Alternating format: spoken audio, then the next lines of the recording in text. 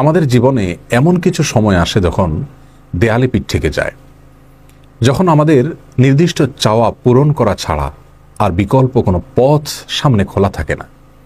এ ধরনের পরিস্থিতিতে আল্লাহ রাব্বুল আলামিনের কাছে আমাদের মনের একান্ত কামনা বাসনাগুলোকে পূরণ করবার জন্য একটি বিশেষ পথ বাতলেছেন আমাদেরকে প্রিয় নবী সাল্লাল্লাহু আলাইহি ওয়াসাল্লাম, আর সেটি হলো ইসমে আযম।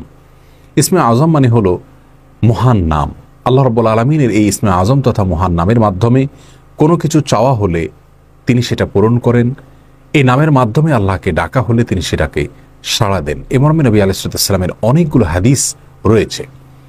অনেক উলামায়ে কেরাম ইসমে আযম সম্পর্কে বলেছেন যে এটি হলো আল্লাহ রাব্বুল আলামিনের যে মূল নাম আল্লাহ, সেটি তার অনেকগুলো গুণবাচক নাম আছে। তমধ্যে থেকে আল্লাহ রাব্বুল আলামিনের যে মূল নাম আল্লাহ, এই নামের মাধ্যমে আল্লাহ রাব্বুল আলামিনকে ডেকে যদি বান্দা কোনো কিছু চান কায় মনোবাক্যে অন্তরের গভীর থেকে, তাহলে সে দোয়া আল্লাহ রাব্বুল আলামিন অবশ্যই কবুল করেন। এজন্য কোনো কিছু আল্লাহ রাব্বুল আলামিনের কাছে চাওয়ার আগে যদি আল্লাহ বলে ডেকে ভালোবাসা থেকে, আস্থা থেকে, ভরসা থেকে, কায় মনোবাক্যে দীনতাহীনতার সাথে আল্লাহকে ডেকে যদি কেউ দোয়া করেন, তাহলে সে দোয়া আল্লাহ রাব্বুল আলামিন ফিরিয়ে দেন না। ইসমে আযম সম্পর্কে আরও নির্দিষ্ট করে আমরা নবী আলাইহিস সালামের যে হাদিসটি দেখতে পাই, সেটি তিরমিজিতে বর্ণিত হয়েছে, আরও বিভিন্ন হাদিসের কিতাবে বর্ণিত হয়েছে। সে হাদিস সম্পর্কে বিশ্ববিখ্যাত হাদিসবিদ হাফিজ ইবনে হাজার আল আসকালানী রাহিমাহুল্লাহ ফাথুল বারীতে লিখেছেন যে ইসমে আযম সম্পর্কে সবচেয়ে বিশুদ্ধতম হাদিস হলো এটি। আর সেটি হলো এই যে বুরায়দা রাদিয়াল্লাহু আনহু বর্ণনা করেছেন, এক ব্যক্তি নামাজের মধ্যে একবার কিছু বাক্য বলে উঠলেন। নবী সাল্লাল্লাহু আলাইহি সাল্লাম তার কথাগুলো শুনলেন। তিনি বলে উঠলেন, আল্লাহুম্মা ইন্নী আসআলুকা বিআন্নী আশহাদু আন্নাকা আনতাল্লাহ লা ইলাহা ইল্লা আনত আল আহাদুস সামাদ আল্লাযী লাম ইয়ালিদ ওয়া লাম ইউলাদ ওয়া লাম ইয়াকুল লাহু কুফুয়ান আহাদ।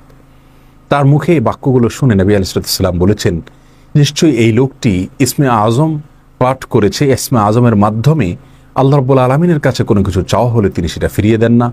এর মাধ্যমে আল্লাহকে ডাকলে তিনি অবশ্যই তাতে সাড়া দেন।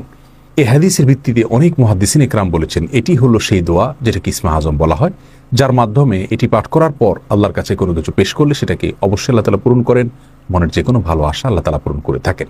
দোয়াটি আবারও বলছি, আল্লাহুম্মা ইন্নী আসআলুকা বিআন্নী আশহাদু আন্নাকা আনতাল্লাহ লা ইলাহা ইল্লা আনত আল আহাদুস সামাদ আল্লাযী লাম ইয়ালিদ ওয়া লাম ইউলাদ ওয়া লাম ইয়াকুল লাহু কুফুয়ান আহাদ। যার অর্থ হলো, হে আল্লাহ, আমি আপনার কাছে প্রার্থনা করছি এই মর্মে যে, এই জন্য যে, এই ভিত্তিতে যে আমি সাক্ষ্য দেই আপনি আল্লাহ, আপনি ছাড়া সত্যিকারের কোনো মাবুদ নেই, আপনি কারো মুখাপেক্ষী নন, আপনি একক, এবং আপনি কাউকে জন্ম দেননি, আপনাকেও কেউ জন্ম দেয়নি, এবং আপনার সমকক্ষ আর কেউ হতে পারে না। এই বাক্যগুলো পাঠ করে আল্লাহ রাব্বুল আলামিনের কাছে কোনো চাওয়া পেশ করলে তিনি অবশ্যই সেটি পূরণ করেন। কেউ যদি অত্যন্ত সংক্ষেপে ইসমে আযমের মাধ্যমে দোয়া করতে চান, তাহলে তিনি আল্লাহ রাব্বুল আলামিনের প্রতি আন্তরিকতা, ভালোবাসা, শ্রদ্ধা, বিশ্বাস, ভক্তি এবং ভরসা রেখে আল্লাহকে ডেকে ডেকে মায়ার সাথে, মমতার সাথে আল্লাহর অনুগ্রহগুলোর কথা স্মরণ করে আল্লাহকে ডেকে ডেকে তার মনের চাওয়াগুলো পূরণ করবেন।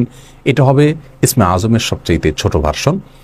আর যদি কারোর হাতে সময় থাকে, তাহলে তিনি ইসমে আযমের যে দোয়াটি আমরা কথা বলেছি, আল্লাহুম্মা ইন্নী আসআলুকা বিআন্নী আশহাদু আন্নাকা আনতাল্লাহ লা ইলাহা ইল্লা আনত আল আহাদুস সামাদ আল্লাযী লাম ইয়ালিদ ওয়া লাম ইউলাদ ওয়া লাম ইয়াকুল লাহু কুফুয়ান আহাদ। এই দোয়াটা তিনি পাঠ করবেন, করে আল্লাহর কাছে তার চাওয়া পেশ করবেন। জীবনের কঠিন মুহূর্তগুলোতে বিশেষ করে এই ইসমে আযম পাঠ করে আল্লাহর রাব্বুল কাছে দোয়া করব, সেটা অবশ্যই আল্লাহ তাআলা কবুল করবেন যদি দোয়ার মৌলিক শর্তগুলো আমরা পূরণ করে থাকি। হালাল বক্ষণ করা, কায় মনোবাক্যে দোয়া করা এবং দোয়ার ক্ষেত্রে আন্তরিকতা এবং ঐকান্তিকতা থাকা, এই বিষয়গুলোকে যদি খেয়াল করে আমরা দোয়া করি, ইনশাআল্লাহ বিইذনিল্লাহ আল্লাহ তাআলা আমাদের সে দোয়া পূরণ করবেন। কোনো কারণে সে দোয়া যদি পূরণ হতে আমরা না দেখি, তাহলে সন্দেহাতীতভাবে আমাদের বিশ্বাস রাখতে হবে এটা পূরণ এই মুহূর্তে না হওয়ার মাঝে আমাদের জন্য কল্যাণ নিহিত আছে। আল্লাহ তাআলা এর বিনিময়ে আমাদেরকে আখিরাতে দিবেন।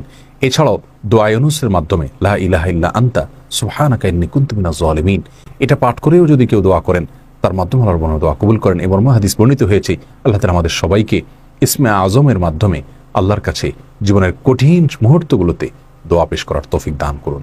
আসসালামু আলাইকুম ওয়া রাহমাতুল্লাহি ওয়া বারাকাতুহু।